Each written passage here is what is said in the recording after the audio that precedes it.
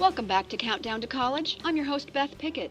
It's summer, and thousands of students around the country are looking forward to heading off to college in the fall.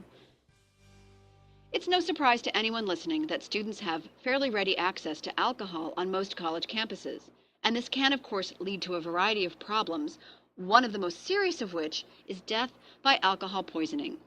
It's not a pleasant topic, but it's one that college-bound students need to know about and understand both how to avoid it themselves and how to be on the alert for it in their friends and classmates, because no one wants to be in the situation of having to say after the fact either, "I wish I'd known," or "I should have called an ambulance."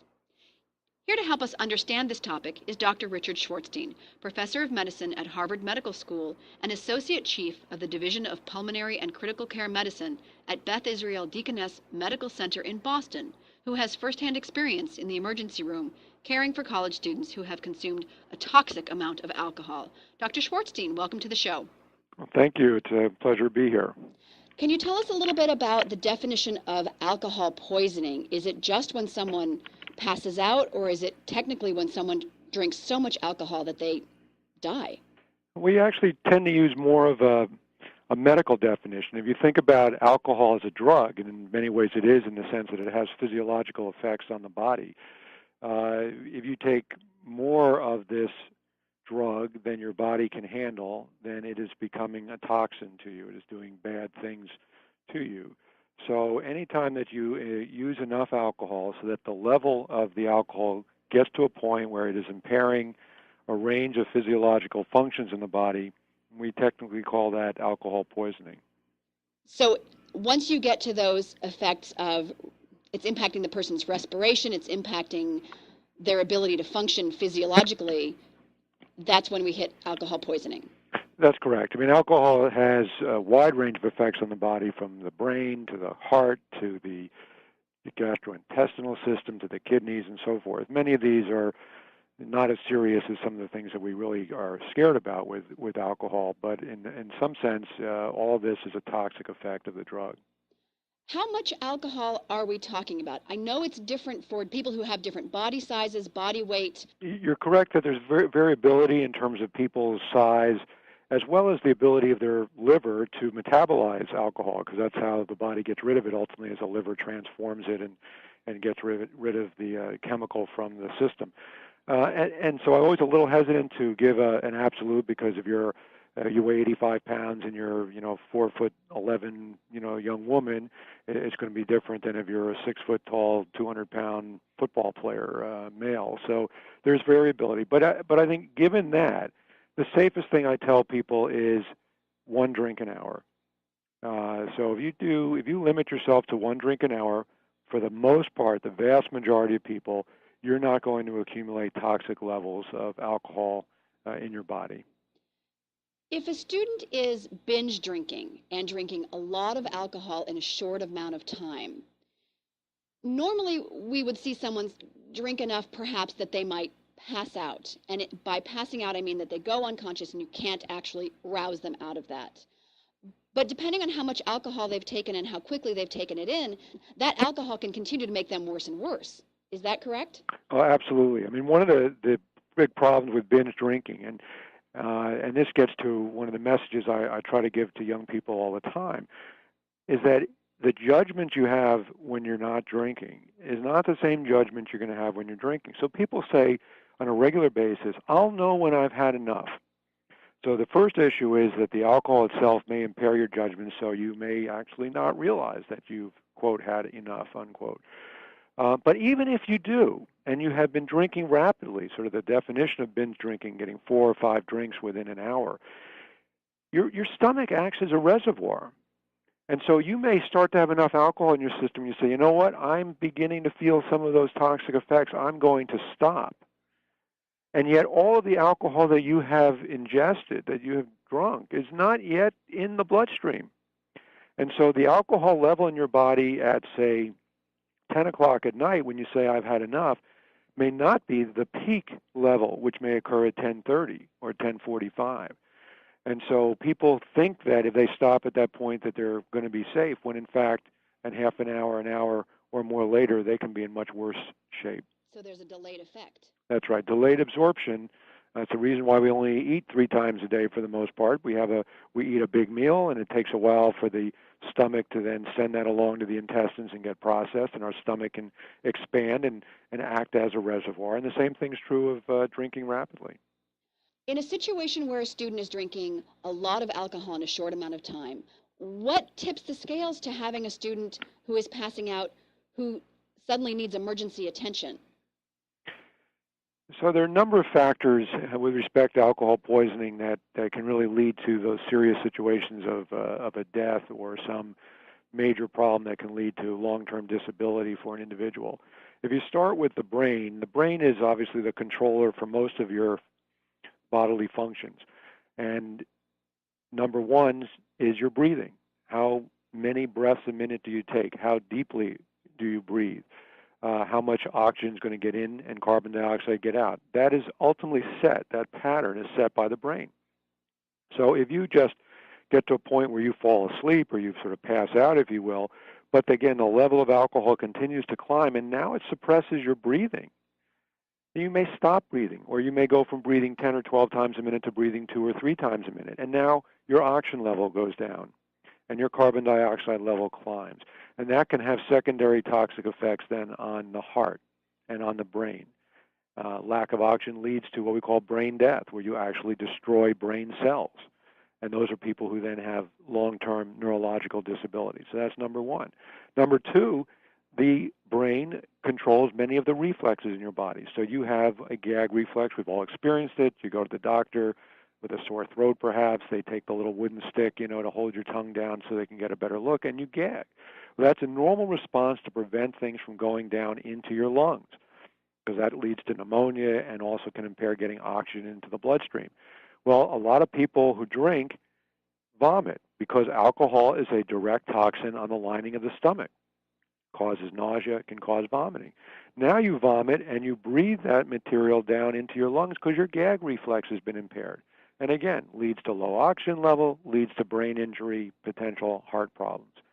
Alcohol is a direct toxin on the heart and can cause irregular heartbeats, very rapid heartbeats that can drop your blood pressure, lead to, again, other complications with the brain, or in fact a cardiac arrest can occur as well from that. So as you can see, it sounds like a simple thing. I just got too much to drink and I got really sleepy and I went to sleep. But the reality is the alcohol is having these effects on various physiological parts of the body that can ultimately lead to disability or even death. And so when I talk to students, I try not to preach to them about drinking, but I want you to understand that this is a potentially toxic drug. And if I gave you a bottle of Tylenol, you'd say it's a safe drug, over the counter, I don't need a prescription. But if you take too many Tylenol, I have seen people die from that. Same thing with alcohol. A student who sees another student obviously inebriated, what are the signs to help them know when do they need to call 911? So this is a great question, and it's always a tricky one because it's hard to make somebody into a doctor or a nurse in 30 seconds in terms of things. So my first recommendations or suggestions to young people is if you have any doubt, if you have any question that somebody is not acting or behaving the way they normally do and they seem impaired, get them to the hospital. Because if we get somebody in time, it is extremely rare that a bad outcome will occur. Now, so that's a general principle. And then we try to get to some of the particulars. Are people slurring their speech? Are they showing signs of poor coordination, stumbling a little bit, loss of balance? Those are some of the early signs that I would pay a lot of attention to. And while you may say, that's really not so bad, I see that all the time, the reality, again, is that peak level may not have occurred yet. And that person may be in much worse shape 30 minutes from now or 60 minutes from now. So if you're seeing impaired function, thinking function, speaking function, muscular function, coordination, balance, those are all key things. This person is getting into trouble, and if they've been drinking rapidly, they're likely to be in more trouble in a little while. Get them to the hospital. So that's the point where you get them to the hospital, and not necessarily that's the point where you start watching them carefully and staying awake with them to make sure that they don't get worse. You go right to calling 911.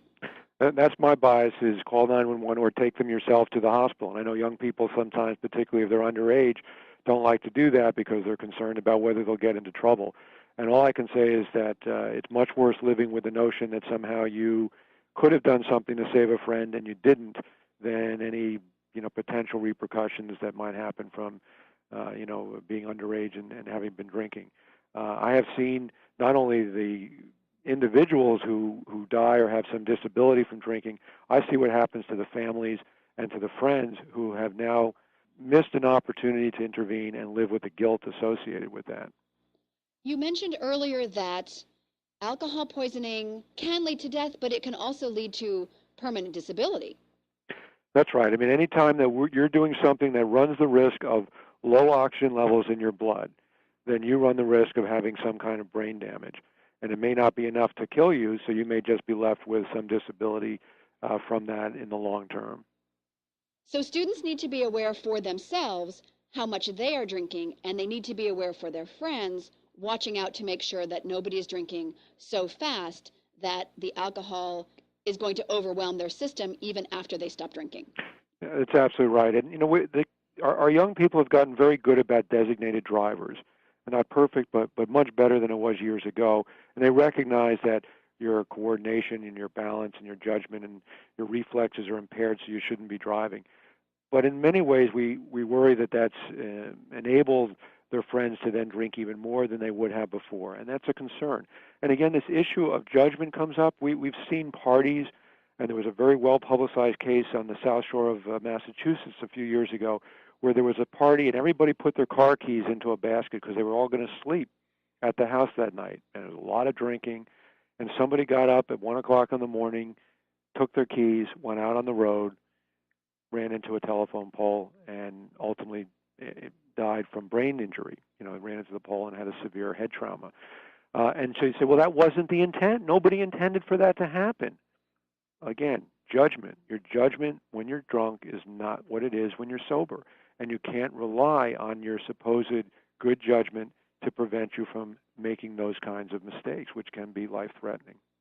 There's also the potential there, then, of a student going to a party and saying, I know I'm not going to drive, therefore I can get more drunk. And even if they don't get behind the wheel of a car, they fall into this cycle of alcohol toxicity, regardless of whether they're behind a car.